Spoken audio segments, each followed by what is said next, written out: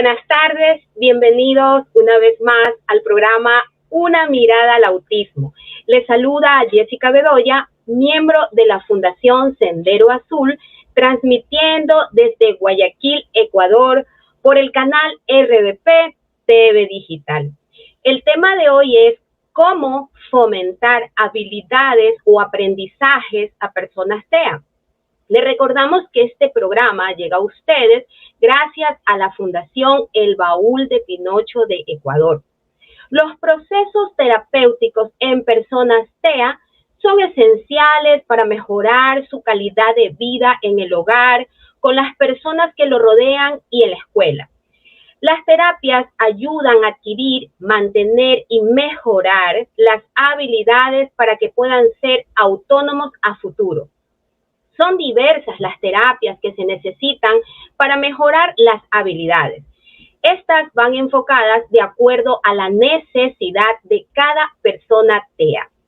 Debemos tener presente que para poder diseñar estos procesos terapéuticos, primero debe ser evaluado por el profesional la persona TEA. Como padres debemos estar conscientes de que el profesional no va a darnos un tiempo específico para las terapias, porque cada persona tiene su tiempo de aprendizaje, pero sí podemos ir evidenciando sus mejoras. Asimismo, el profesional va evaluando si se van dando estos aprendizajes significativos. El día de hoy nos acompaña Ana Paula Uribe. Ella realizó sus estudios en la Universidad Católica de Santiago de Guayaquil, es licenciada en Psicología Clínica, tiene una gran experiencia con la metodología de análisis conductual aplicado ABA, especialmente para niños con autismo, dificultades en el aprendizaje, trastornos del lenguaje o motores, trastornos generalizados del desarrollo. Bienvenida, Ana, a nuestro programa Una mirada al autismo. Gracias por estar aquí. Gracias a ti, muchísimas gracias por invitarme, qué gusto poder compartir esta mañana de un sábado con todos los papitos, mamitas o público que esté aquí presente realmente, como tú lo dijiste. Bueno, vamos a hablar un poco sobre cómo fomentar ciertas habilidades, cómo fortalecerlas en el caso de que ya estén y cómo fomentarlas o crearlas en el caso de que no estén en los niños o en las personas con autismo. Así que encantada de estar aquí. Ana, para tener bien claro este tema, ¿cuáles son las habilidades que podrían adquirir las personas TEA? Hace un ratito usted comentó algo sobre la autonomía. Yo quería empezar un poco hablando el tema de las terapias. Cuando un niño o una persona tiene un diagnóstico de autismo, lo primero que llega de pronto a la consulta con un psicólogo o con cualquier profesional a cargo es: ¿y se va a curar mi hijo? Ok, tengo que asistir a terapias, pero ¿por cuánto tiempo? Hay un tiempo límite. Seamos honestos, todos queremos como lo más inmediato, lo que dé resultados en el momento. Entonces, un cuestionamiento muy importante es: ¿y cuánto va a durar? Y es para toda la vida. Entonces, yo siempre le digo a los papitos que va a durar tanto el niño lo necesite, se desarrolle y cuanto ellos pongan de su parte también, porque esto es un trabajo en conjunto. Las habilidades que una persona con autismo puede desarrollar en realidad va a depender incluso de cuán estimulado esté desde muy pequeñito. Un niño que es diagnosticado con autismo de los 2, 3 años empieza terapias desde ese momento, va a tener a lo mejor un mejor desenvolvimiento que un niño que a los 6 años es diagnosticado y recién va a iniciar un proceso de terapias. Cuando hablamos de habilidades, van a ser las habilidades que lo ayuden a él a ser lo más autónomo posible. Es decir, a lo mejor yo no me voy a enfocar tanto de que él aprenda todo un temario educativo, todo lo que el ministerio como tal a rajatablas pide para un niño, sino más bien qué de eso le va a servir a él para su diario vivir, qué de eso le va a servir para que poco a poco lo vayamos soltando, para que poco a poco él haga las cosas con menos ayuda. Es tan importante lo que tú has mencionado porque muchas veces los padres nos desesperamos, ¿verdad? Y decimos, bueno, pues, ¿qué tiempo, no? Más o menos mi hijo va a requerir, pero ¿esto de acuerdo a qué va? ¿Al grado o nivel de autismo o quizás el mismo hecho de el tiempo en que se demore el niño en aprender? Para mí son varios factores. Puede haber un niño de 2, 3 añitos con un diagnóstico muy establecido de autismo, pero en un grado grave, o sea, elevado, con papitos muy comprometidos, de todos los días llevarlo a terapias, tener todo un equipo interdisciplinario y en casa ayudarlo, y aún así, por el mismo diagnóstico, la misma condición, a lo mejor a él le va a costar mucho más desenvolverse o desarrollar ciertas habilidades que a un niño que tenga 4 años, 2 añitos más que él, con un diagnóstico de autismo leve o moderado, que de pronto tiene menos estimulación en casa y pues digamos que van caminando los dos a la par, pero uno va un poquito más adelante. Sin embargo, nunca hay que como ver el proceso del otro niño, como ponerse a la par de si empezamos iguales, porque también hay que recordar en el autismo hay muchas cosas y muchos factores. Yo siempre le digo a los papitos, vamos a entender el autismo desde su hijo como tal. Porque yo puedo venir acá y hablar del autismo y características muy generales del autismo, y si hace esto, entonces es porque no sé cuánto. Pero a fin de cuentas, yo como profesional me he dado cuenta que el autismo lo vivo a partir de cada caso y cada niño porque es muy diferente. No todos tienen a rajatabla que seguir las mismas características. No todos son idénticos porque por sí el ser humano no es único y repetible. Y en el autismo es lo mismo. Pueden tener características similares que compartan. Sin embargo, sus gustos, sus intereses, su motivación va a ser distinta. Y nosotros tenemos que, como profesionales, encontrar esa parte, descubrir esa parte. Puedo tener 2 niños de 3 añitos y trabajar con los dos lo mismo, trabajar en fomentar habilidades sociales con sus hermanos, me invento. Pero con uno lo voy a hacer a partir de ir a jugar al parque, con el otro lo voy a hacer a partir de que se ponga en el piso a jugar con pintura, porque no son iguales. Porque a uno le va a funcionar más salir al aire libre, al otro en cambio cuando lo saque puede ser eso un caos. Entonces yo siempre digo que depende del caso a caso. Claro, bueno, y no caer en el error muchas veces también de hacer comparaciones, ¿no? Porque a veces puedo decir, uy, pero es que el hijo de mi amiga, pero ¿por qué él sí puede hacer eso y mi hijo no? Incluso, pues, también, no sé, tú que eres tan profesional en esto, muchos chicos pues tienen un nivel 1, lo que antes decían Asperger, y muchos papás, porque los ven muy funcionales, piensan que quizás no necesitan un proceso terapéutico. ¿Tú qué le dirías a esos padres? El otro día estaba viendo bueno, no sé si viste, en Instagram había justo una cuenta, publicó algo así como, míralo, parece que no tiene autismo, algo así. Creo que hoy en día, a pesar de que hablemos más del autismo, a pesar de que hay cada vez más, agradezco a estas fundaciones, agradezco a los centros que cada vez se han ido desarrollando más en el tema del autismo. Sin embargo, creo que todavía hay mucho desconocimiento, hay mucha falta de información. Seguimos creyendo lo primero que vemos, seguimos creyendo que todo va bien. Y no solo hablo, o voy a hablar ahorita del Asperger, voy a hablar en general cuando un niño tiene una dificultad de aprendizaje, una dificultad a nivel conductual, una dificultad cognitiva, motora e incluso emocional, porque hoy en día hay muchos niños que en realidad vienen a consulta y no hay un diagnóstico de por medio como un trastorno, como en el autismo, sino más bien algo a nivel emocional por factores que influyen de la familia o ambientales.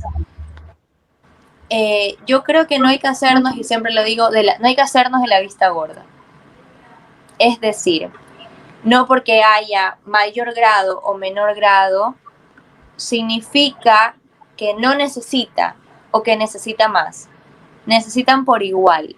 O sea, el niño que tiene un diagnóstico de autismo o el niño que tiene una dificultad de aprendizaje o un problema de conducta o los niños en general, las personas en general, necesitamos de las otras personas muchas veces para aprender. Yo siempre digo, nosotros somos seres biopsicosociales.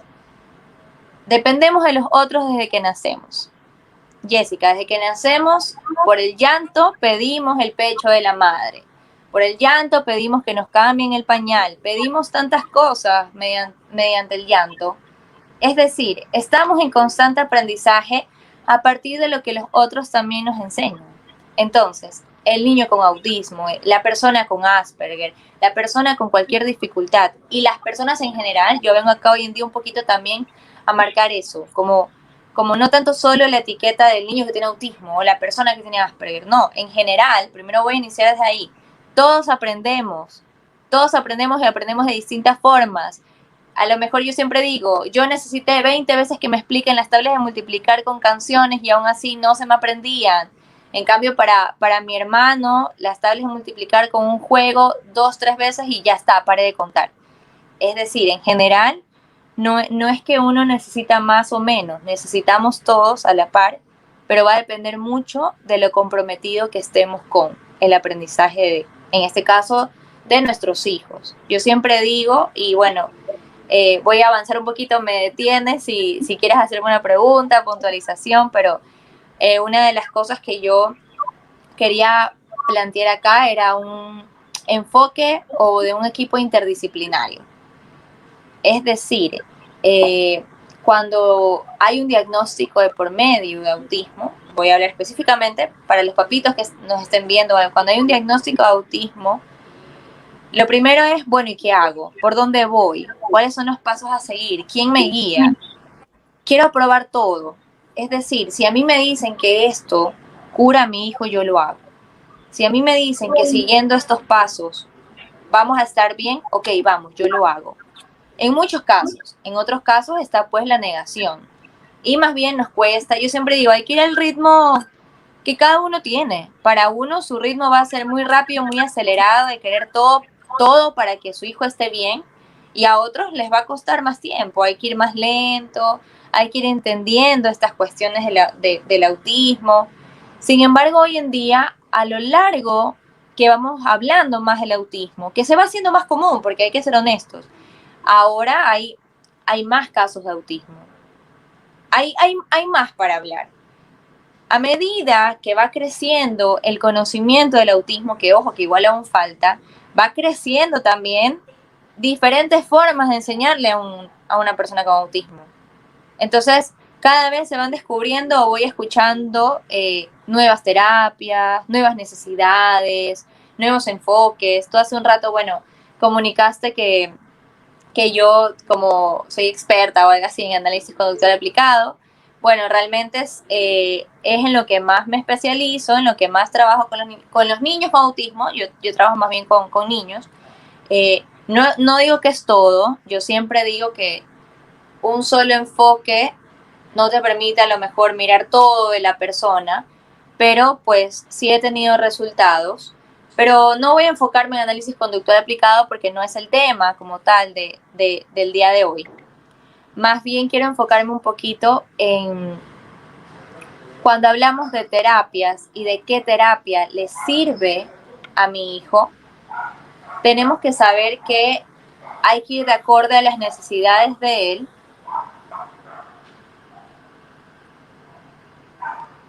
Hay que ir de acuerdo a las... Uy. ¿Me escuchan? Ya, sí. Hay que ir de acuerdo a las necesidades del niño. Y entra en discusión algo que me parece muy importante traerlo acá, que es el tema de ¿qué nomás necesita mi hijo? Entonces tenemos a la psicóloga que dio un diagnóstico, el neurólogo, tenemos un montón de personas implicadas en torno al diagnóstico. Entonces hay toda una red de apoyo. Yo siempre le digo a los papitos, mira todos como un conjunto de red de apoyo. No solo están los padres y el niño, están los padres, el niño, el pediatra, el neurólogo, la psicóloga que empieza a llevar el caso, o el terapeuta infantil, el terapeuta de lenguaje si más adelante lo requiere el niño, terapeuta ocupacional y un montón de profesiones hermosas que hay para trabajar. Entonces siempre hay una red de apoyo. Yo siempre cuando trabajo con niños, sobre todo, y con sus padres, siempre hago ver eso.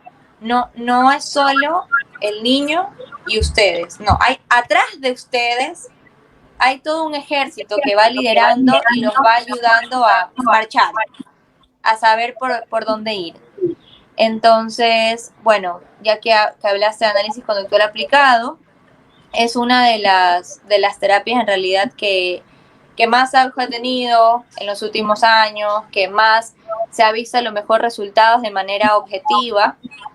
Ubico otros métodos y otras cuestiones, pero voy a hablar de este principalmente. Y sobre todo es hablar de la motivación.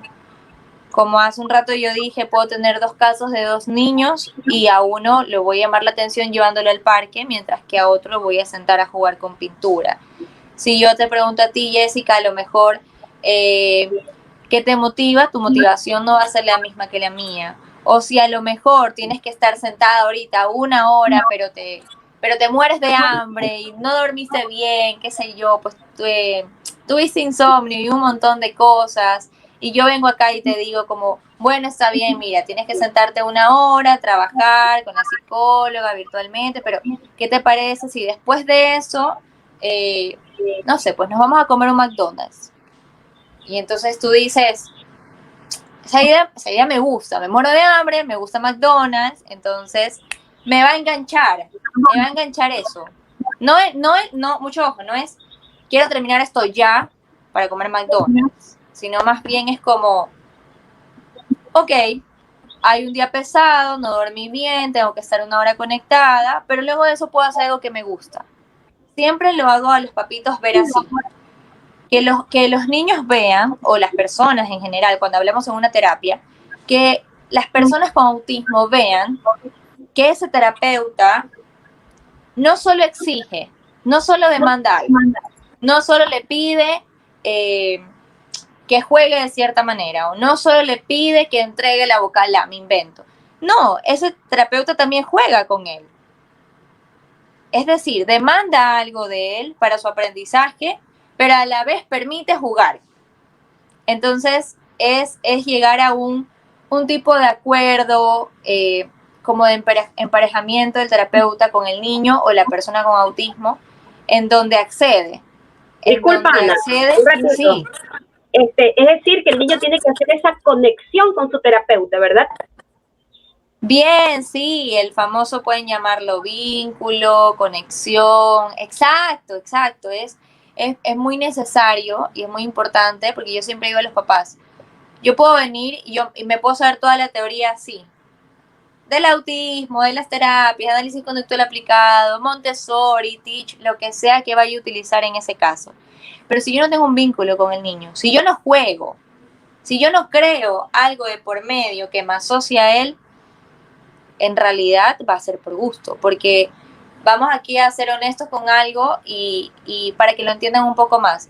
Es una de las características del autismo, si ya lo saben, si tienen hijos o personas cercanas con autismo, está el tema muchas veces del contacto visual. Muchas mamitas empiezan con el nombre, es que no me mira, es que lo llamo 20 veces por el nombre, le tengo que coger una mamá, se me acuerdo que se desesperaba y me dice, es que le cojo la cabeza, parece que ya se le arranco para que me mire. Ya, y está el tema del contacto visual. Yo digo, si a mí me llaman por algo que no me motiva o que no quiero hacer caso, yo me hago en la vista gorda y no regreso a ver si me están diciendo Ana Paula. Imagínense ahora en el caso de un niño o una persona con autismo que se le dificulta hacer contacto visual con otra persona. Ya, no es porque simplemente no quiere. Hay algo un poquito más allá que va de parte de su diagnóstico que se le hace difícil. Sin embargo, no imposible para que él te mire. No imposible para que él mantenga la mirada así un buen rato mientras juega contigo o te regresa a ver porque quiere decirte algo o tocarte. Todo eso es parte del vínculo. Todo eso es parte de un poco dejar que los niños te sorprendan. Dejar que ellos te enseñen cómo juegan, a qué juegan, qué les gusta, y por ahí tú poder ir metiéndote para empezar a trabajar. Muchas veces se dice como ideas muy erradas o muy generales del autismo, aparte del contacto visual, es que las personas con autismo no abrazan. Las personas con autismo no pueden socializar. En unos videitos que voy a mostrar ya mismo, es precisamente el caso de un niño que logra poco a poco socializar con otros niños, con su hermana menor. Bueno, más adelante voy a hablarles de ese caso. Todo es posible conforme lo vayamos trabajando de una manera más a juego. Yo soy mucho de trabajar a juego. Creo que es lo que te permite el juego con la motivación, poder ir de la mano, ¿sí? Y trabajar de una mejor manera, porque si voy toda a rajatablas y así estricto, realmente, incluso él puede aprender, le puedo enseñar todas las vocales, ¿ya? Pero ¿qué me sirve enseñarle las vocales mientras él está gritando? Mientras él a lo mejor le pido tanto, se frustra tanto y empieza a pegar, o empieza a llorar, o empieza a ver berrinches. Yo siempre pregunto, ¿de qué me sirve?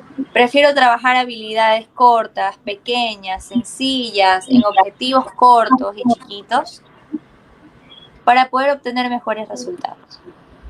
No sé si hasta ahí tienen una pregunta.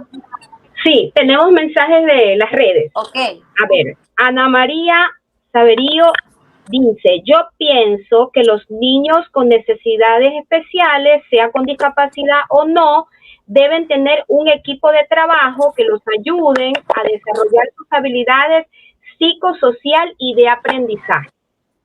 Ana María también nos dice, el aprendizaje parte desde el hogar. Y es verdad esto. Bien. Ya, también tenemos otro mensaje, la señora Daisy Macías, saludos desde Puerto Viejo, excelente programa. Bien, entonces sí, el aprendizaje parte del hogar.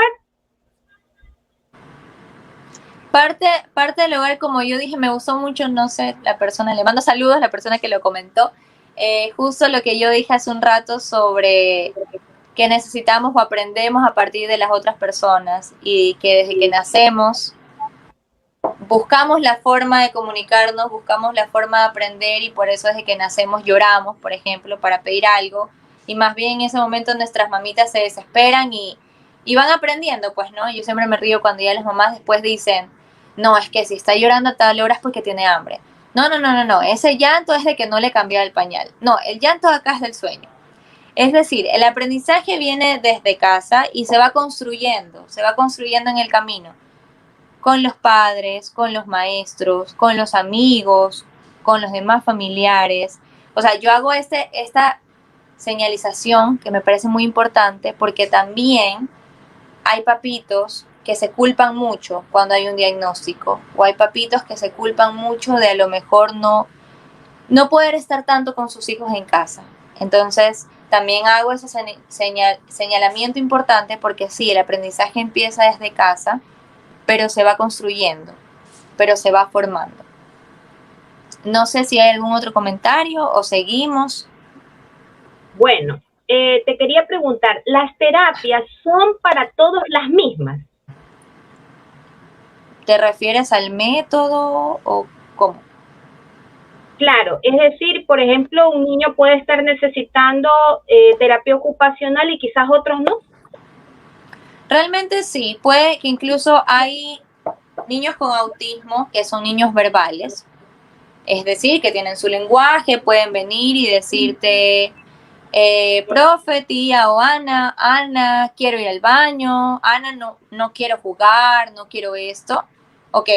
Y a lo mejor solo con sesiones psicológicas o con un terapeuta a nivel conductual, ¿ya? O alguien que enseñe más bien habilidades sociales, le ayuda a él a que simplemente sus oraciones tengan más sentido o lo haga en contextos necesarios. Ya yo tenía, por ejemplo, una niña de 9 años, verbal, tenía lenguaje, pero su lenguaje era como un poco, no escaso, sino como torpe al hablar, como no sabía conectar bien nada más. Entonces, por ejemplo, te decía, en lugar de decirte, por favor, ábreme la leche Tony, leche Tony, abre leche sorbete, y entregaba. Ya, por ejemplo, en ese caso, que más bien era la frustración que tenía para poder pedir de forma más adecuada, simplemente con un terapeuta conductual o las sesiones con la psicóloga, era moldeable, ya, podías enseñarle. En el caso de los niños que son no verbales, 3 añitos, 4 añitos, 2 añitos, que a lo mejor y solo balbucean, o a lo mejor están las famosas estereotipias vocales, donde dicen sonidos, pero es un estereotipo, más no porque quieren pedirte algo. Entonces, en ese caso sí se recomienda muchísimo trabajar de la mano con un terapeuta de lenguaje, porque yo siempre digo, yo soy psicóloga, pero soy psicóloga y yo estudié 5 años por este título donde aprendí esto. Es decir, por algo hay otras profesiones, por algo hay el terapeuta ocupacional, por algo hay el terapeuta de lenguaje, por algo hay el psicopedagogo, por algo hay lo que hay. Entonces, yo recomiendo que dependiendo del caso a caso, se escoge el equipo interdisciplinario. Si hay un niño que tiene autismo, pero también tiene comorbilidad a lo mejor con una dificultad motora, ya. Vamos a hablar a nivel físico, motor grueso, se le dificulta caminar bien, hacer cosas básicas como, pues qué sé yo, saltar, correr, patear una pelota. Obviamente ahí, por ejemplo, yo voy a decir, ok, vamos a trabajar de la mano por ciertos meses con un terapeuta ocupacional.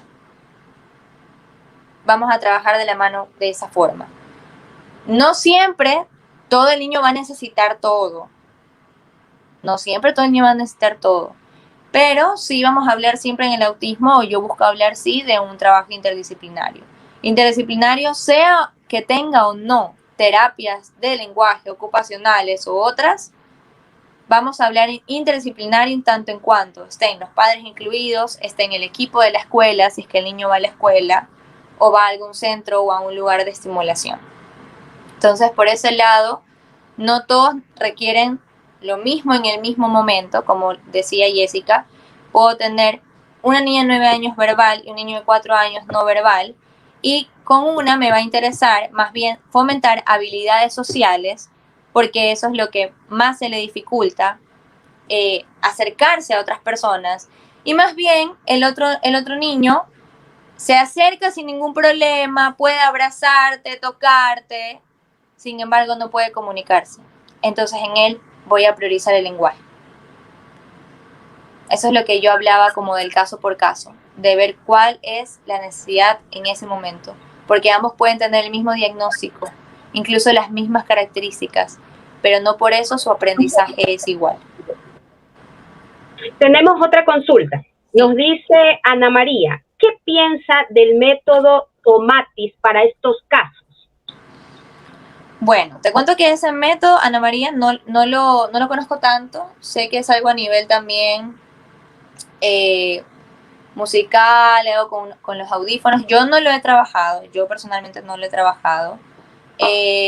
Si tienes alguna persona, un profesional que sepa cómo realmente utilizarlo y realmente beneficia el aprendizaje de tu hijo o del niño, pues bienvenido sea.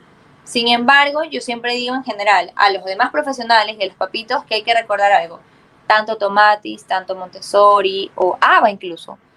Análisis conductual aplicado, que es buenísimo, hay que tener cuidado con algo. El niño no va a vivir siempre, Jessica, esperando que le entreguemos un premio, esperando que por su motivación le demos algo. En el caso Tomatis lo mismo, o sea, en los demás métodos, el niño no va a vivir siempre de esa forma. Es una forma en la que aprende, en la que le enseñamos.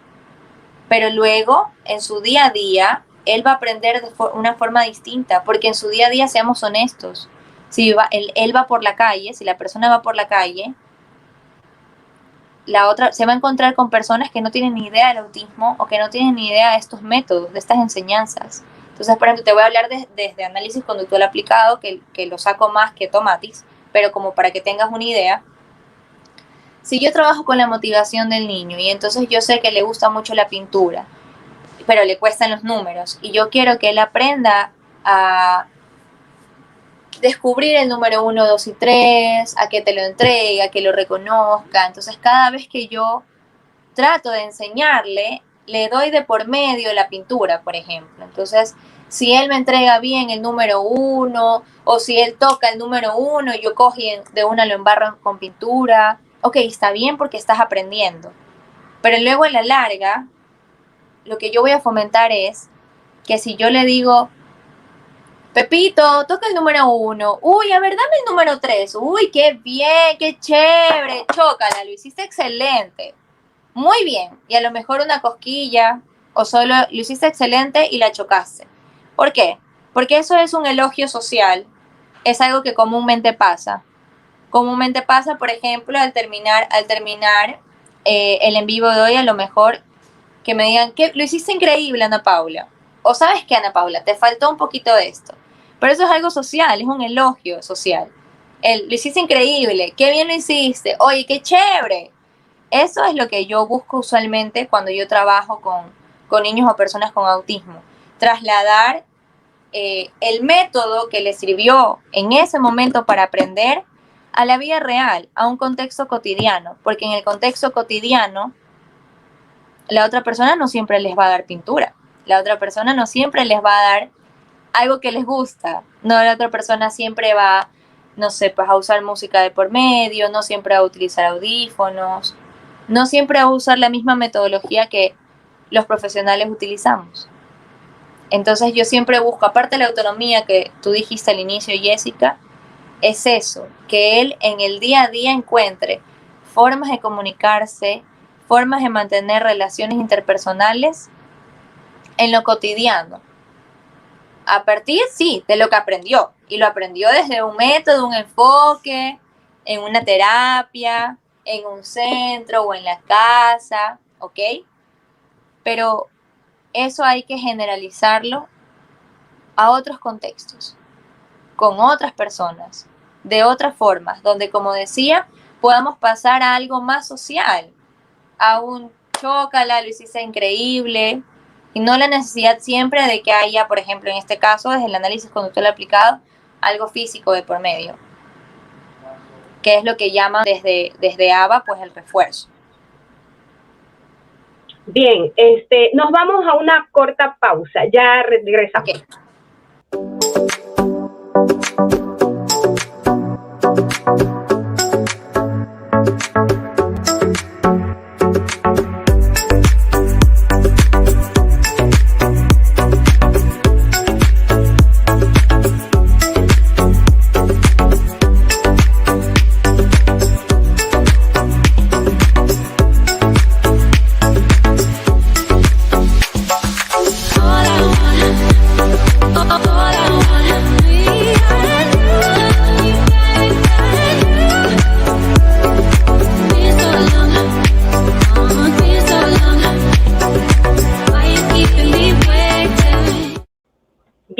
Estamos de regreso con esta segunda parte del programa y tenemos como invitada a la psicóloga Ana Paula Uribe. Bueno, dándole continuidad al tema que estamos tratando, cómo fomentar habilidades o aprendizajes en personas TEA. Ana, ¿nos podrías indicar cuándo un padre se da cuenta de que funcionan las terapias? ¿Cuándo se da cuenta que funciona? Yo siempre digo que los papás siempre preguntan pues un tiempo, digamos, ¿cuánto tengo que esperar para ver resultados? ¿Un mes, 2 meses, 3 meses, 6 meses? Yo pongo este ejemplo siempre. Si usted quiere bajar de peso y se mete a un plan nutricional y se mete al gimnasio y demás, ¿cuánto tiempo le dicen usualmente? Entonces me dicen, no, el gimnasio demora más, a lo mejor unos 6 meses o 3 meses. En el plan nutricional también 1 mes. Entonces le digo, ok, hagamos lo mismo. Piensa usted que va a tomarse 6 meses, de 3 a 6 meses, para ver o empezar a ver resultados. Así sean mínimos, ¿ok? Vamos entonces a dejar de tiempo establecido unos 3 a 6 meses. Lo que pasa dentro de esos 3 a 6 meses, Jessica, que yo siempre le digo a los papás, es que vamos a empezar a festejar los logros más pequeños que va a tener una persona con autismo, que para nosotros pueden parecer muy simples, ¿ya? Para nosotros pueden ser como muy obvios. Para nosotros puede ser muy obvios que hagamos algo, pero para ellos no, a ellos les cuesta. O a lo mejor y ellos no sabían cómo hacerlo. A lo mejor y el niño que tenía un montón de carros y los ponía todos en fila, no sabía en realidad cómo utilizar una pista para jugar con la pista y los carros. ¿Ok? Entonces sí, es algo que a nuestros simples ojos parece algo muy obvio. Parece algo común, pero para ellos no. Y hay que enseñar desde ahí, desde lo más chiquitito. Entonces, vamos a esperar 3, 6 meses, pero sobre todo vamos a alegrarnos, a festejar y a disfrutar los pequeños logros que las personas o nuestros niños hagan. El pequeño logro de que a lo mejor el niño que antes cogía 20 carros y los ponía todos en fila, ¿sí? O solo jugaba de una sola forma, ahora se emociona cuando ve una pista, se emociona cuando baja un carrito, se emociona cuando el papá baja un carrito con él.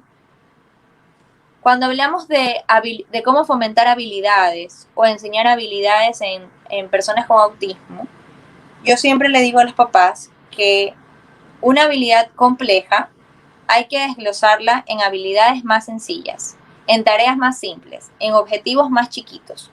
Es decir, si yo quiero que mi hijo aprenda a jugar fútbol, ¿ok?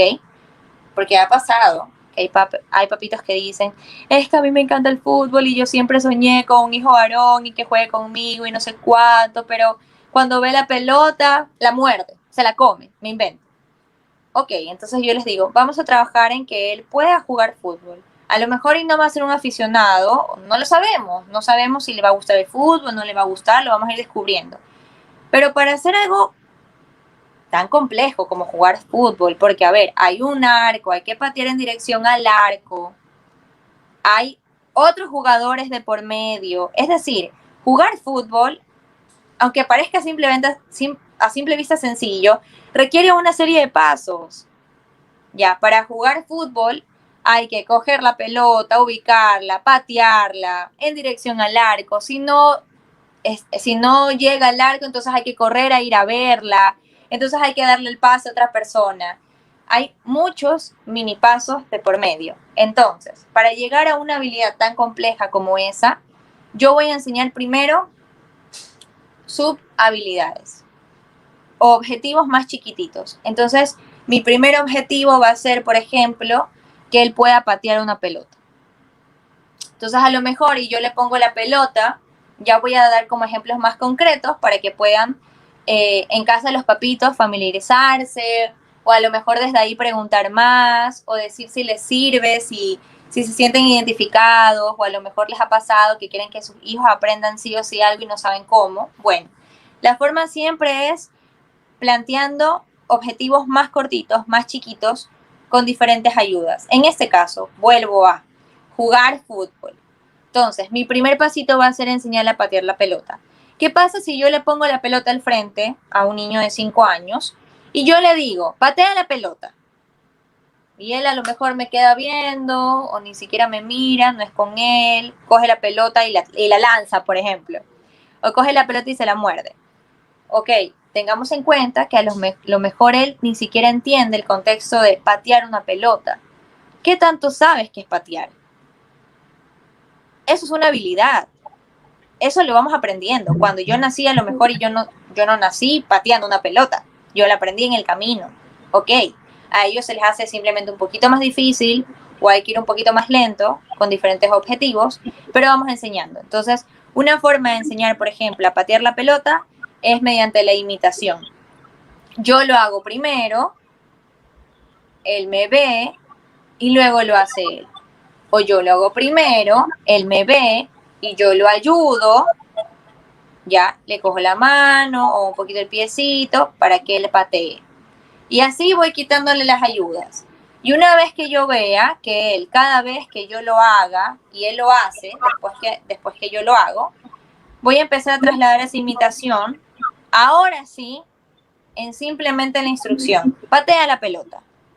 Entonces, él va a ir asociando que cuando ve la pelota en el piso, yo estoy al lado y yo digo patea la pelota y ya lo hemos hecho varias veces, ya lo ayudé, ya lo hice yo primero, en algún momento lo va a hacer él solo. Entonces ahí yo logré recién un primer paso. Suena, bien, ya cuando lo desgloso así, ya suena, yo recuerdo que los papás me decían, wow, me decían, o sea, estamos en cero, me decían ellos, o sea, como que faltan muchos pasos. Y yo les decía, pero llegamos a ese primer paso. O sea, en lugar de la frustración de estarle diciendo, pero patea la pelota, y estar repite y repite, más bien le ayudaste a que cobre sentido qué significa patear la pelota. Entonces, a eso me refiero con festejar los pequeños logros. Cuando yo voy a hablar de habilidades, siempre voy a hablar que para enseñar habilidades complejas, tenemos que enseñar primero habilidades más chiquititas. Por ejemplo, para hablar, para un niño que es no verbal, hay prehabilidades para el lenguaje. Eso te iba a preguntar, sí. Perdón que te interrumpa, muchos padres viven preocupados con ese tema, justamente en el grupo que tenemos de la fundación, un grupo de WhatsApp, había hace unos 15 días una mamita muy preocupada que ya había tenido el niño un proceso con una terapista de lenguaje, pero ella realmente decía que su hijo aún, ella no ve estos cambios, no ve esto, o sea, algún aprendizaje que le haya logrado. Te cuento que ahí es difícil porque la mayoría de personas con autismo suelen tener comorbilidad con otras dificultades y la mayoría de esas es con una dificultad del lenguaje. No digo todo, no estoy generalizando, pero en muchos casos que yo he llevado de niños sobre todo, tienen dificultades en el lenguaje, tienen un diagnóstico aparte de un trastorno del lenguaje. Entonces es necesario primero ubicar ahí a nivel de lenguaje, no solo a nivel cognitivo o a nivel motor, en qué etapa madurativa está, sino también a nivel de lenguaje, en qué edad está, porque él cronológicamente puede tener 6 añitos, pero a nivel de lenguaje, en realidad su lenguaje es tan escaso que tiene 1 año de edad, ¿me hago entender?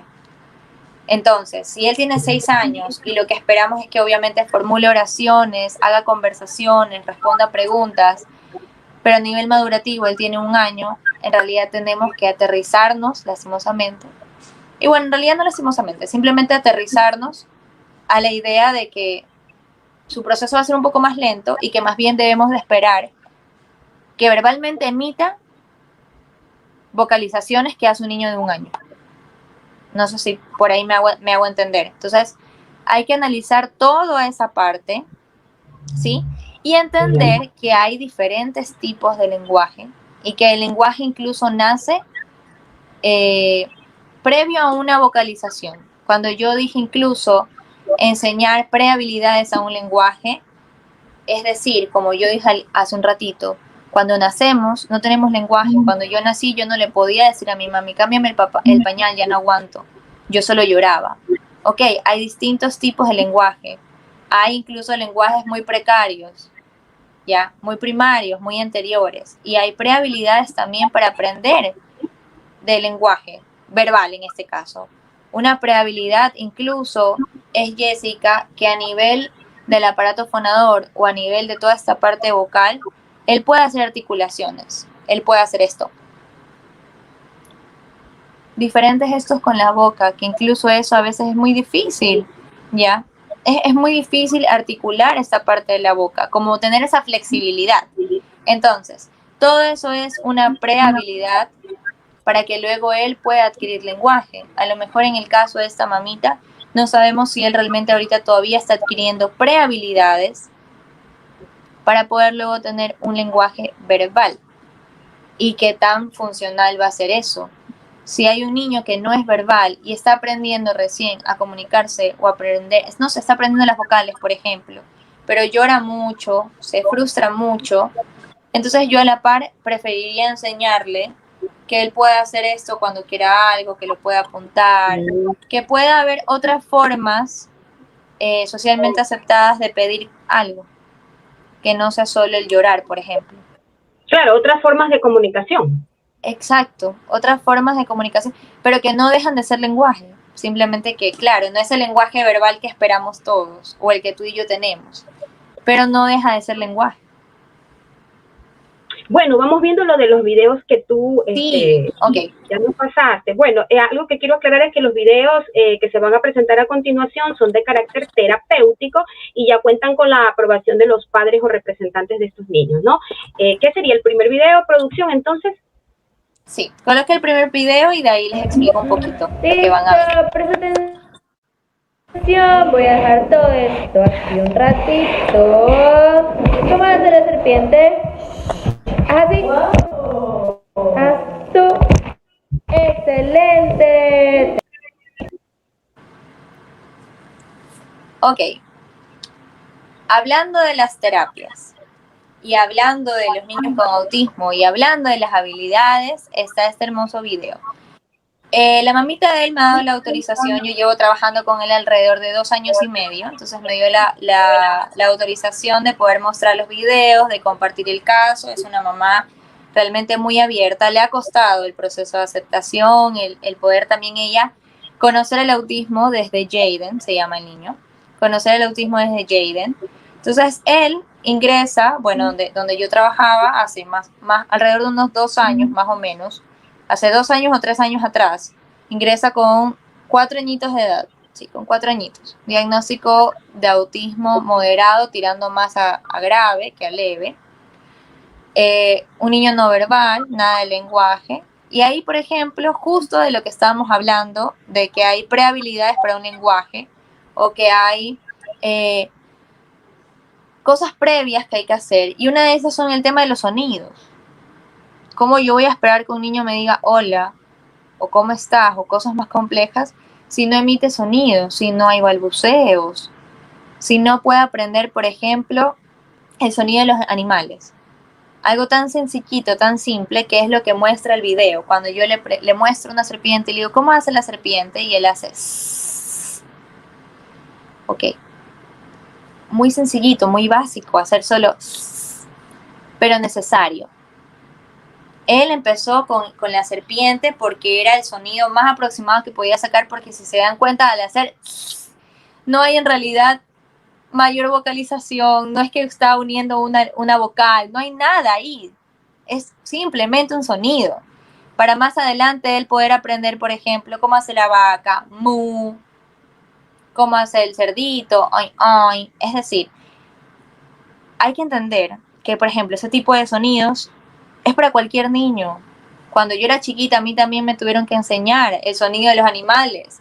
O a lo mejor aprendí viendo un video, o a lo mejor hay otros niños que los aprenden más viendo un video. Pero a lo que voy es que todo eso es previo a que un niño pueda tener una conversación, a que un niño pueda decir hola, que un niño pueda decir me llamo tal, ¿ok? Entonces, a esto hablaba con el tema de las terapias. En este caso, que es un video muy sencillo, podría parecer, voy a destacarles como diferentes cosas que un profesional ve en este video. Primero, es un niño pequeño, ¿ok? Con un diagnóstico, no tiene lenguaje y está sentado en una mesa. Desde ahí yo le digo a los papitos, tenemos un logro grande. Si hay un niño que en realidad le gusta mucho estar solo en el piso o correr bastante, o no está acostumbrado a estar en una estructura de estar sentado, le va a costar muchísimo lo que él hace, ¿ok? Entonces, una habilidad que él tiene, vamos a destacar las habilidades que tiene Jaden en este video, es la habilidad de poder tener una permanencia en mesa y de disfrutar estar en mesa, si se dan cuenta. Yo al inicio creo que le digo algo así como, a ver, voy a dejar esto por aquí, ¿ya? Entonces, cuando ven el video, a él no lo ven irritado, no lo ven llorando, no lo ven haciendo un berrinche, está calmado, está tranquilo.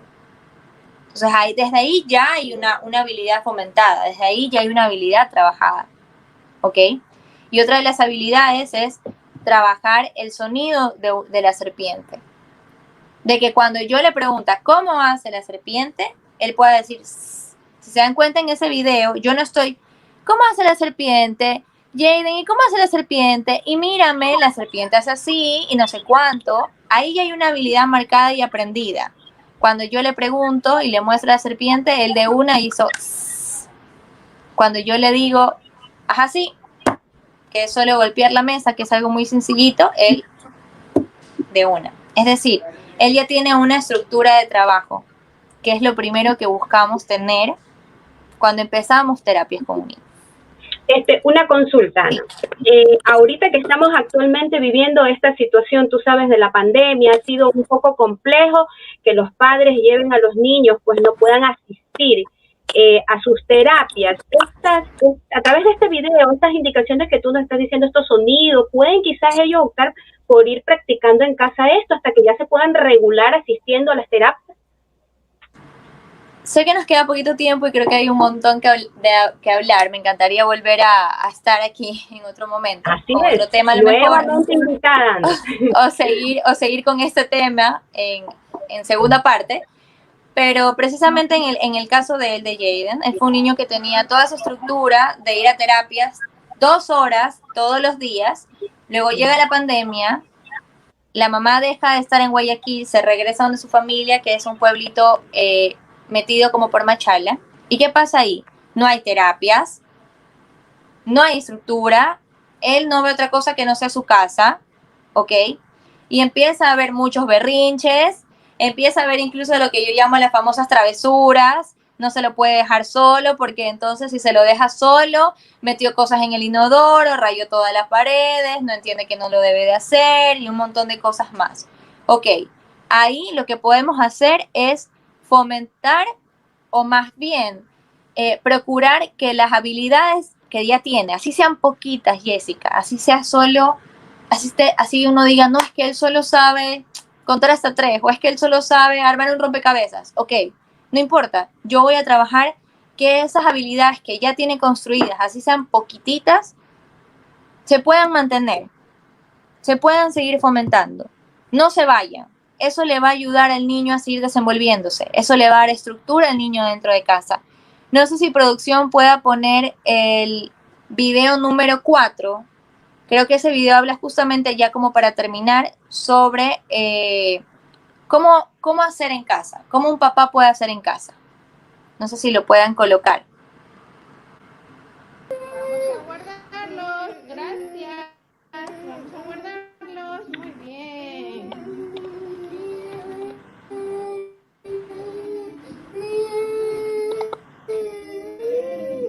Pongan los zapatos, muy bien. Ok, parece algo tan sencillo, por ejemplo, como ubicar tus zapatos donde van. A eso me refiero con fomentar aquellas cosas que a lo mejor el niño ya sabe o no le cuesta tanto hacerlo. En el caso de él, yo he fomentado actividades de autonomías como simplemente anda, guarda tus zapatos, anda, guarda tu ropa, bota la ropa sucia. Obviamente, él visualmente le va a ayudar más tener un tacho específico para la ropa sucia, a lo mejor de un color, un solo lugar donde tiene que dejar los zapatos, ¿ya? Porque ellos se graban mucho eso, o sea, esas cosas específicas.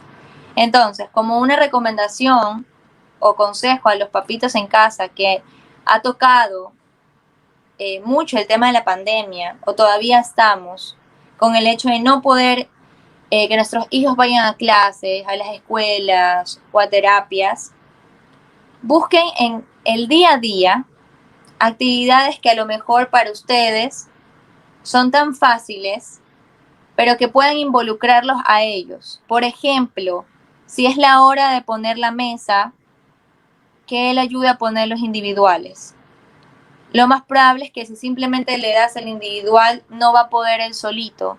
Pero si tú le enseñas y coges otro individual y le dices, mira, vamos a ponerlo aquí, yo te ayudo y le coges la mano, el hacerlo todos los días va a marcar la diferencia, porque va a llegar un día en donde tú ya vas a estar muy en automático de voy a volver a darle la ayuda y te sorprende él, porque antes de que tú le des la ayuda, él ya colocó el individual. Clasificar los cubiertos, guardar dónde van los tenedores, dónde van las cucharas. Si hacen compras en el supermercado, con la ayuda de él, guardar las cosas en la refri. Es decir, mi recomendación más importante para terminar es que en cosas muy cotidianas de la casa, pueden incorporarlos a ellos. Porque eso a la larga es lo que les da autonomía. Eso a la larga es lo que les da la autonomía en casa o afuera, que él pueda saber dónde tiene que botar la basura, dónde pone la ropa sucia, dónde guarda la ropa limpia, dónde van los cubiertos. Creo que Bien, estamos ya justo ahí con el tiempo. Sí, Ana, en realidad, bueno, muchas gracias por toda la información que nos has brindado el día de hoy. Y bueno, pues también gracias por haber aceptado nuestra invitación y nuevamente quizás tengamos una segunda parte para seguir platicando de este tema que es tan importante. Si quieren ver más de nuestros programas, pueden verlos en el canal de YouTube RBP TV Digital. Y el programa de hoy ha llegado a ustedes gracias a la Fundación El Baúl de Pinocho por el canal RBP TV Digital. Nos vemos la próxima semana. Esto fue Una Mirada al Autismo con Fundación Sendero Azul. Gracias.